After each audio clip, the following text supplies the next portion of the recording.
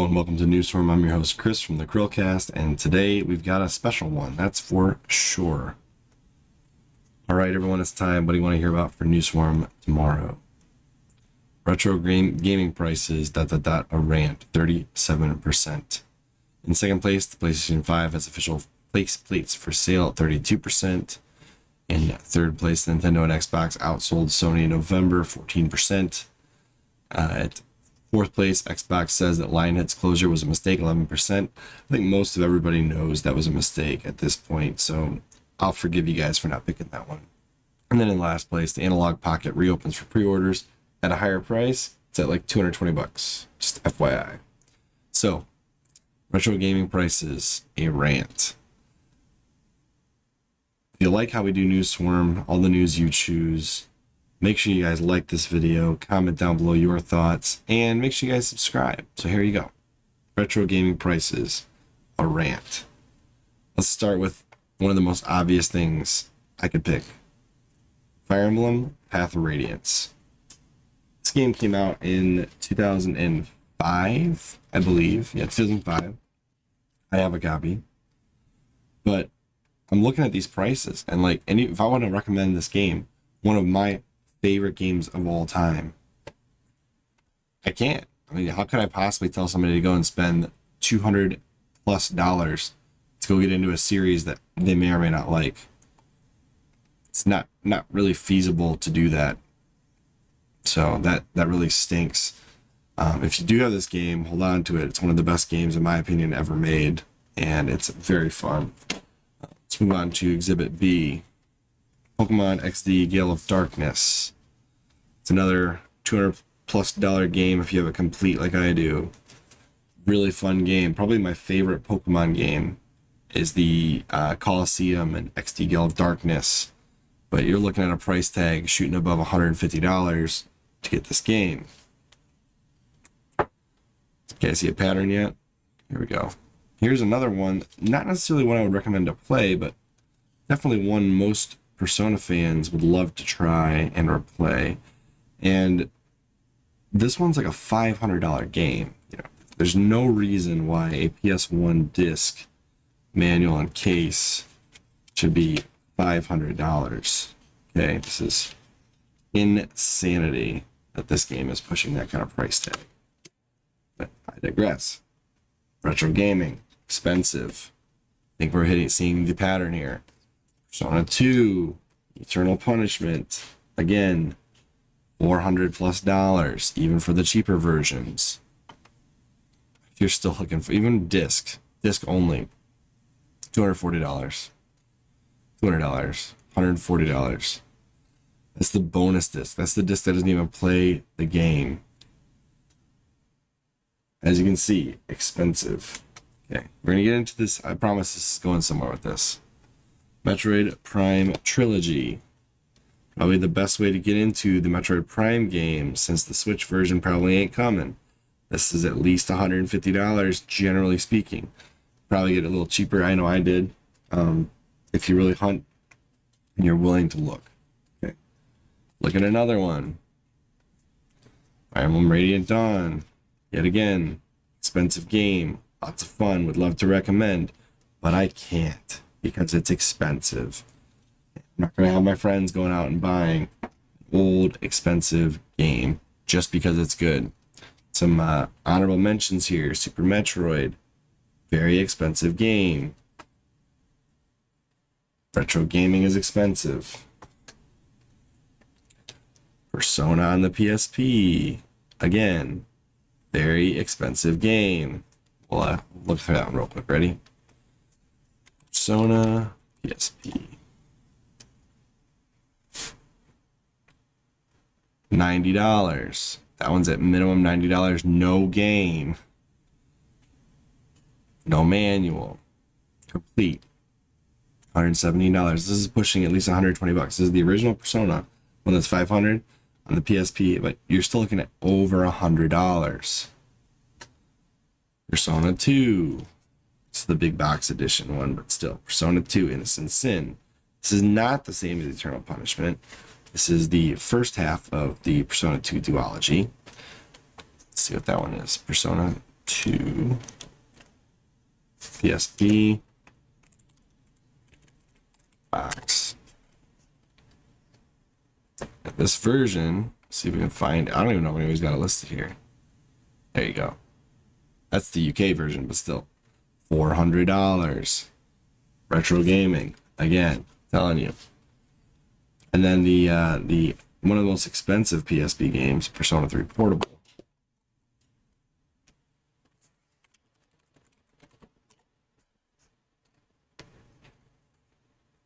But it's the Japanese version. Look, all right. Case and manual, $100. See if we can find a complete version. $250. Retro gaming. All right, so at least going backwards here, these 3 games are available for the PS Vita, Vita TV. Now I digress, that is a relatively niche platform. I think also on the PSP as well, but there's a little bit more of a workaround. A little more of a workaround for that. But anyways, you can get these games for the PSP and PS Vita digitally, $20 a piece. Which, that's a solution. Not a widely available solution, but a solution, I digress. This game, Nintendo Switch Online Service or the Wii U, $7, $8-ish for on the Wii U. Comes with the service on the Switch. Not the ideal situation in my opinion, but it is available. Then we get into, oh, and this one also, PS3, PSP, and the PS Vita. You can play this on those 3 consoles digitally. I think it's $10. PSP games are $20 a piece. Now we get down to ones you can't. Okay. So this version of Persona 1 is different than the one on the PSP. You can't buy this on any eShop. So if you want to play this version, the only way to get it is on the PlayStation Classic, which I have one over there. That's anywhere from $30 to $100. Or you buy this.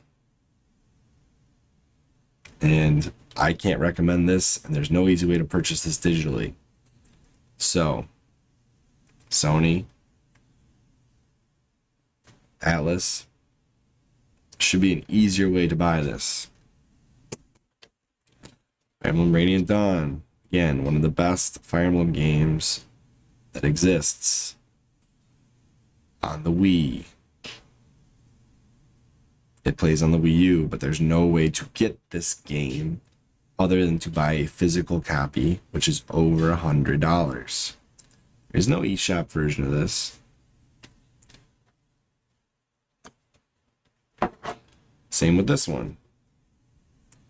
The only way to get this one is physical on a GameCube. It is not on any other console.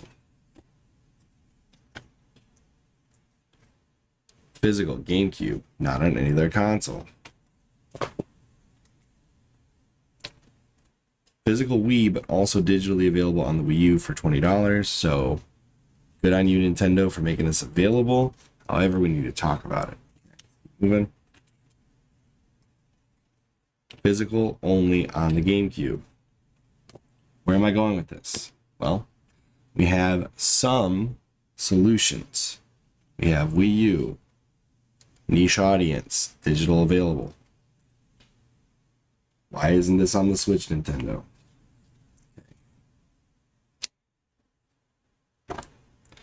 Switch and Wii U available for a service price, or on the Wii U it's actually well done. It's like $7.99. It's a good price for Super Metroid. But widely available service on the Switch or the Wii U. If you have one, it's a more niche audience. Or like this. This is more of an ideal situation. You can play it on the PSP, PS Vita, and the PS3. However, unfortunately, it's not compatible with the PS4 or the PS5. Now we're getting somewhere. So what do I want? What's the solution for all of these expensive games that are stuck in the past? Well, Nintendo, Sony, you could follow the Xbox hype train and just make old games forwards compatible. You did with the PS3, Sony had PS1, PS2, and PS3 games all play on one console. Now with the PS4, you said no. You said nope, ain't gonna do that anymore. But Nintendo's figured it out. Some kind of a service. Xbox got Game Pass, backwards compatibility program. Sony doesn't. I think what we need is not necessarily classic consoles, but a backwards platform for Nintendo, for Sony, for Xbox. Just give us even if it's FPGA, that would be fine too, but just give us a backwards compatible platform. I don't need a PS5 necessarily, but if you could give me a box with a disc reader in it that could play PS1, PS2, PS3, and PS4 games, I'd be sold. Even if they were digital. You know, give us a backwards compatible digital store where I can buy and play this game. Or buy and play these games. Or this one. For the preservation of gaming, there should be some kind of a backwards compatible store for the platforms that we play on. So there should be a backwards compatible store for Nintendo. Basically, we use the de facto one, but that's not really available. Should be a backwards compatible. I mean, Xbox does it the best. Let's just be honest. They do it the best. You can bring your titles forward, and you can play your old discs. So digital copies come forward, old discs still play. Program's pretty well compatible. So I'm just disappointed in Nintendo for this. Instead of having an eShop for backwards compatible titles, they just said, here's a service you can pay for yearly to get access to games like Super Metroid. It's not the ideal situation. I would rather be able to buy each game individually. Xbox allows us to do that. So really, what I'm asking for is Nintendo, bring your eShop forward, expand the game library in it. Sony, make something that actually works, doesn't leave games behind, allows us to play our old games going forward. And yeah, that's pretty much it. Nintendo and Sony, y'all need to get with the program, do what Xbox is doing, forwards compatibility, backwards compatibility. That way I'm not spending, $300-$400 on Persona games like this one. I'm not spending, I'd probably still buy them physically, but other people won't. That way I don't have to go hunt through the online, the annals of the internet to find these kinds of games, to play them. These games should be on some eShop somewhere where I can buy them. GameCube, there's no excuse. It could run on the Wii U. This should be in the eShop. Heck, this is $20 for a $150 physical game.